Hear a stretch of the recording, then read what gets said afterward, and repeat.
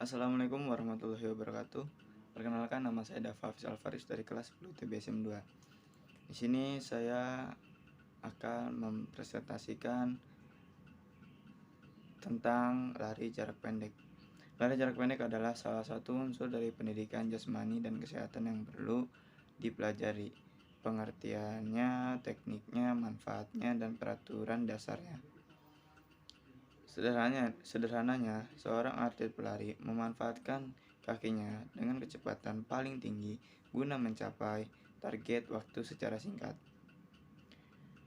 Pengertian lari jarak pendek adalah lari dengan mengerahkan kecepatan maksimal sepanjang jarak yang ditempuh.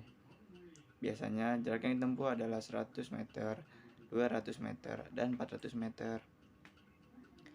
Seperti dilansir dari laman resmi World Atletik atau Badan Atletik Dunia, pelari asal Indonesia yaitu Muhammad Zohri menempati posisi ketiga pada babak final nomor 100 meter putra dengan catatan waktu 10,03 detik.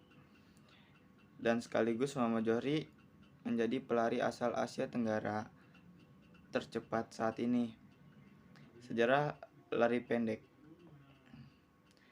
Berdasarkan catatan sejarah, lari pendek mulai muncul pada abad ke-7 sebelum Masehi atau pada zaman Yunani kuno. Berasal dari seorang prajurit Yunani kuno. Pada saat itu, seorang prajurit tersebut ingin mengumumkan kemenangan Yunani dari Persia, dan ia pun berlari sambil membawa pesan untuk menyampaikan kepada sang raja. Namun, tanpa diduga, setelah menyampaikan pesan atas kemenangan tersebut kepada sang raja, beliau meninggal dunia. Sang raja yang mendengar kabar itu ingin memberikan penghormatan atas kematian prajurit tersebut dengan cara menyelenggarakan lomba lari jarak pendek. Ada beberapa manfaat dari lari jarak pendek, yaitu perkembangan kekuatan otot, meningkatkan oksidasi lemak, meningkatkan sintesis protein, meningkatkan kapasitas aerobik, memaksimalkan kemampuan serat otot, meningkatkan sensitivitas insulin, dan meningkatkan kesehatan jantung. Dan ada teknik atau pengetahuan dasar lari jarak pendek. Dalam setiap cabang olahraga, penting untuk mengetahui teknik serta latihan fisik yang tepat untuk kebutuhan serta tuntunannya. Seorang pelari harus mengetahui pengetahuan dasar berlari cepat atau lari jarak pendek sebelum ia melangkah ke teknik berlari cepat. Beberapa hal mendasar yang harus dipahami oleh pelari jarak pendek atau sprinter adalah mencondongkan tubuh sedikit ke depan saat berlari, kondisi rileks pada otot-otot bagian depan dan kedua tangan dan kedua lengan, kondisi kaki tungkai bawah ditolakkan dengan kuat sampai lurus, posisi ketinggian pinggang diusahakan sama selama berlari, badan dicondongkan dengan serentak ke depan ketika mencapai finish sehingga dada bisa menggapai pita. Dan juga ada teknik start lari jarak pendek. Sebagai pelari pemula, sebelum start diharuskan melakukan pemanasan tubuh terlebih dahulu. Seorang pelari harus melakukan persiapan awal sebelum berlari, itu dinamakan start. Tujuan utamanya adalah mengoptimalkan pola lari cepat. Ada 3 macam start dalam lari cepat atau lari jarak pendek, yaitu start pendek, start menengah, start panjang. Start pendek Kaki kiri di depan dan lutut kaki kanan diletakkan sejajar di sebelah kaki kiri, beri jarak sekitar 1 kepal. Jari-jari tangan rapat dan ibu jari terpisah. Keduanya diletakkan di belakang garis start menengah. Kaki kiri tetap berada di depan lutut kaki kanan diletakkan di sebelah kanan sejajar dengan tumit kaki kiri. Beri jarak sekitar 1 kepal. Jari-jari tangan rapat dan ibu jari terpisah. Keduanya diletakkan di belakang garis start panjang. Seperti dua teknik di atas, kaki kiri diletakkan di depan lutut kaki kanan yang berada di belakang kaki kiri. Beri jarak sekitar 1 kepal. Jari-jari tangan rapat dan ibu jari terpisah. Keduanya diletakkan di belakang garis start.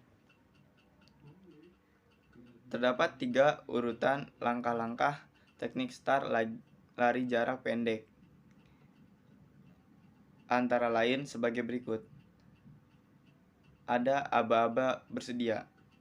Ketika start telah memberikan aba-aba bersedia, maka pelari akan bersiap menempatkan kedua kakinya menyentuh blok yang sudah dipersiapkan depan dan belakang. Lutut kaki belakang diletakkan di tanah sejajar dengan kaki kiri terpisah selebar bahu. Aba-aba siap. Setelah aba-aba siap dibunyikan, posisi badan sudah mulai berubah. Tubuh mulai sedikit condong ke depan. Angkat pinggang sedikit lebih tinggi dari bahu. Karena posisi condong bahu agak maju ke depan dari dua tangan. Aba-aba ya atau mulai. Setelah seseorang start memberikan aba-aba ya, maka saat inilah seorang pelari mulai mengerahkan seluruh tenaganya. Posisi badan diluruskan dan diangkat, kemudian kaki menjadi tumpuan keras pada start block untuk menghentak tenaga dorong. Teknik lari jarak pendek. Pada fase ini, seorang pelari mengerahkan daya dan kecepatan dengan teknik berlari cepat yang sudah dipelajarinya dalam berlari cepat atau sprint, antara lain sebagai berikut. Fase topang.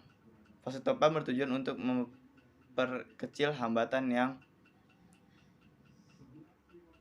saat menyentuh tanah dan memaksimalkan dorongan ke depan. Fase topang terdiri dari topang depan dan topang dorong. Adapun tekniknya adalah sebagai berikut. Mendarat pada telapak kaki. Lutut kaki topang bengkok harus minimal pada saat amortisasi. Kaki ayun dipercepat. Pinggang sendi, lutut, dan mata kaki dari kaki topang harus diluruskan kuat pada saat bertolak. Para kaki ayun naik dengan cepat ke suatu posisi horizontal. Yang kedua ada fase layang. Fase layang tujuan fase ini intinya untuk memaksimalkan dorongan ke depan kemudian mempersiapkan penempatan kaki yang efektif saat menyentuh tanah. Adapun tekniknya adalah sebagai berikut. Mengayunkan lutut kaki bergerak ke depan dan ke atas. Dalam fase pemulihan lutut kaki topang bengkok, irama ayunan lengan aktif namun rileks. Kemudian kaki topang bergerak ke belakang. 3. Teknik melewati garis finish.